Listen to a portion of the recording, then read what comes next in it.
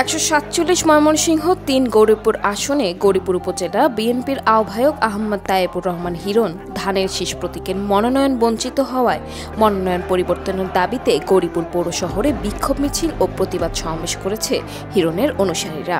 আসনটিতে ধানের প্রতীকের মনোনয়ন পেয়েছেন দলটির নির্বাহী কমিটির সদস্য ইঞ্জিনিয়ার এম ইকবাল হোসাইন।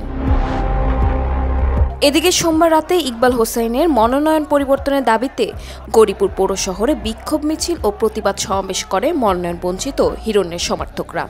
ওই প্রতিবাদ সমাবেশে অংশ নিয়ে কান্নায় ভেঙে পড়েন হিরণের স্ত্রী সাইদা মাসরুর।